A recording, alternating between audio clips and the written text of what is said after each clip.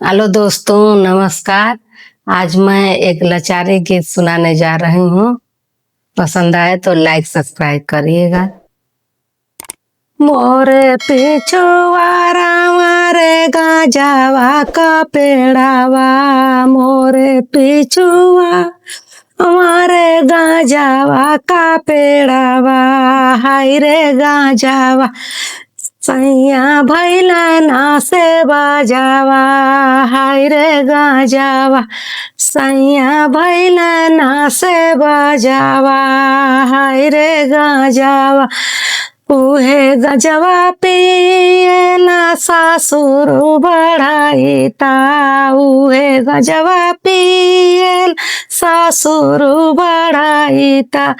हाय रे गाजावा ससुर भैला ना से बाजावा, हाय रे गाजावा ससुर भैला ना से बाजावा, हाय रे गाजावा मोरे पिछुआरा मारे गाजावा का पेड़ावा, मोरे पिछुआ मारे गाजावा का पेड़ावा,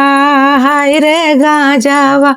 सैया भैला ना से बाजावा, हाय रे गाजावा उहे गजवा पियला भासुर बढ़ाईता, उहे गजवा पियला भासुर बढ़ाईता, हाय रे गाजावा भासुर भैला ना से बाजावा, हाय रे गाजावा उहे गजवा पियला देवारू बढ़ाईता,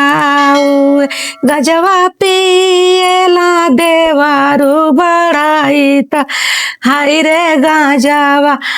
देवारू भैला ना से बाजावा, हाय रे गाजावा देवारू भैला ना से बाजावा, हाय रे गाजावा उहे गजवा पियला सैया बढ़ाईता, उहे गजवा पियला सैया बढ़ाईता,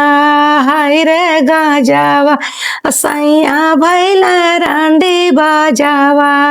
हाय रे गाजावा सैया भैला रांडी बाजावा, हाय रे गाजावा।